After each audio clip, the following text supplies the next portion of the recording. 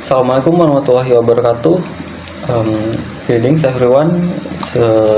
Here I will explain our presentation about cloud computing. The application I want to explain here is Dropbox. Jadi perkenalan dulu terhadap aplikasi Dropbox adalah layanan cloud storage untuk menyimpan, berbagi, dan mengakses file secara online. Dapat diakses melalui website, aplikasi desktop maupun aplikasi mobile. Dropbox ini sangat bermanfaat untuk pendidikan, bisnis, dan kolaborasi. Jadi kenapa software ini sangat penting? Pertama, Dropbox ini sudah dijelaskan tadi, dia bisa menyimpan file secara aman di cloud, dan file itu tidak akan hilang meskipun perangkat kita rusak selagi akunnya masih kita miliki. Kemudian memudahkan akses kapan saja dan di mana saja, mendukung kolaborasi antar pengguna, dan menghemat ruang penyimpanan perangkat. Selanjutnya, bagaimana cara mengakses Dropbox? Sudah dijelaskan juga tadi, bisa melalui website yaitu www.dropbox.com.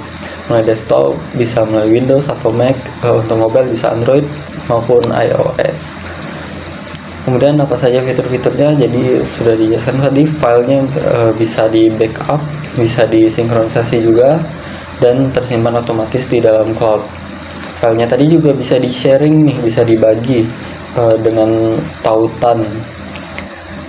Selain itu ada fitur kolaborasi juga, kita bisa aplikasi ini sudah bisa terintegrasi dengan Google Docs, Microsoft Office, dan banyak aplikasi kolaborasi lainnya. Kemudian kita bisa terdapat fitur offline access juga, jadi untuk beberapa file bisa kita pilih untuk kita akses secara offline, sehingga bisa kita buka tanpa internet. Kemudian ada fitur version history, kita bisa melihat dan memulihkan file tersebut. Kalau misalnya sudah kita hapus, itu bisa dipulihkan.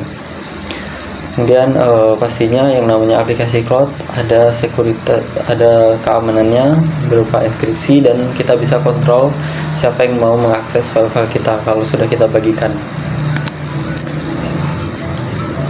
Kemudian bagaimana bisa software ini membantu kita mengajar bahasa. Nah, jadi simpelnya guru maupun siswa itu dapat berbagi materi, baik itu seperti materi pembelajaran, bisa juga siswa mengunggah tugas ke folder bersama. Mendukung kolaborasi proyek antar siswa, kita juga bisa dengan mudah menyimpan atau mengakses materi multimedia berupa rekaman percakapan, latihan listening, dan file-file catatan atau tugas-tugas lainnya.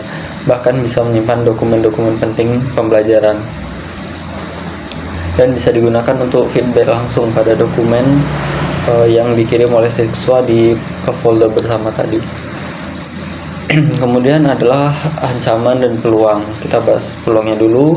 Peluangnya sudah dijelaskan dari tadi, yaitu mendukung pembelajaran digital, meningkatkan kolaborasi guru dengan siswa atau dalam ruang lingkup kita, pastinya antara dosen dengan mahasiswa.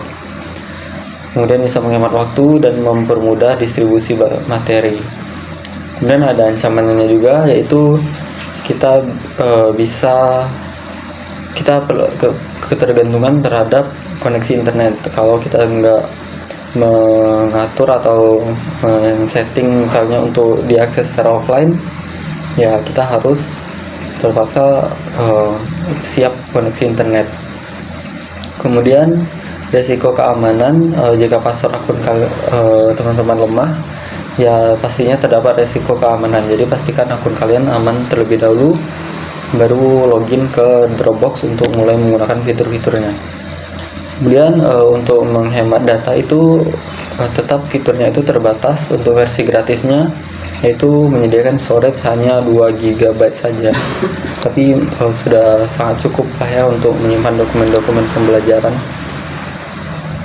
Kemudian di sini saya membuat sebuah submateri khusus, yaitu perbandingan antara Dropbox dengan Google Drive. Pastinya setelah penjelasan panjang lebar saya tadi, penjelasan mengenai Dropbox, pasti teman-teman mikir, oh ini mah mirip Google Drive, mending pakai Google Drive aja. Nah, di sini tentunya saya akan membandingkan perbedaan antara Dropbox dengan Google Drive. Secara gamblang di sini teman-teman bisa lihat Dropbox itu free-nya 2 GB, Google Drive free 15 GB. Penyimpanan tambahan Dropbox itu cenderung lebih mahal dibanding Google Drive.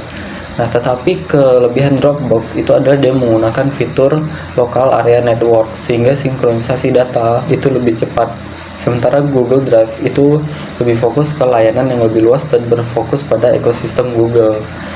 Google Drive itu tidak menggunakan sistem Local Area Network, sehingga jika kalian mengubah atau mengedit file yang ada di dalam Google Drive kalian, Google itu harus mensinkronisasi atau mengkonfirmasi datanya itu secara menyeluruh. Jadi kalian ubah satu, tapi yang disinkronisasi atau yang diatur oleh Google itu, yang dicek oleh Google itu secara keseluruhan data file kalian. Sementara pada Dropbox itu dia hanya ngecek bagian yang kalian ubah saja, sehingga sinkronisasi data Dropbox itu lebih cepat. Kemudian integrasi Google Drive itu memang lebih luas, tapi Dropbox itu telah terintegrasi dengan Microsoft Office, Slack dan Zoom serta aplikasi-aplikasi lainnya. Dan menurut saya di zaman sekarang integrasi maupun untuk mengerjakan tugas atau tugas-tugas mahasiswa sekarang, dosen-dosen juga sudah paham bahwa untuk mengerjakan tugas atau mensubmit tugas sekarang itu sudah harus lebih fleksibel. Kalau dulu kita harus pakai Google Drive, kita harus pakai Microsoft Office untuk bikin tugas, kita perlu pakai PPT, tapi sekarang kita sudah bisa lebih kreatif. Kita bisa menggunakan Dropbox yang fiturnya itu menggunakan sinkronisasi data yang lebih cepat, dia memiliki tampilan yang lebih simple. Dan begitu juga contohnya dengan PPT ini saya buat dengan Canva supaya kita bisa lebih menekan kepada kreativitas dan kerapihan tugas kita dibandingkan dengan formalitas saja. Nah, untuk tampilan-tampilan dari Dropbox bisa dilihat di sini. Tampilannya sangat simpel sekali. Di situ juga saya sudah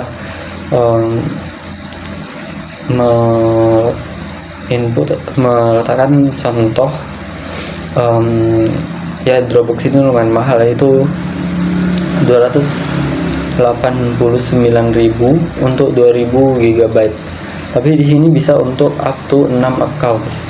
Dan menurut saya ini sangat menarik ya untuk kalian yang mungkin suka berkolaborasi, suka bikin project-project, mungkin animator atau kalian suka buat musik atau apapun itu yang perlu banyak penyimpanan, yang perlu banyak revisi, mungkin Dropbox bisa jadi pilihan yang baik untuk kalian dan tim kalian. Baiklah, kesimpulannya Dropbox itu adalah alat yang penting untuk penyimpanan dan kolaborasi, memudahkan guru dan siswa dalam mengakses dan berbagai materi, serta meningkatkan efektivitas pengajaran bahasa dengan integrasi digital. Jika ada pertanyaan silahkan bisa disampaikan.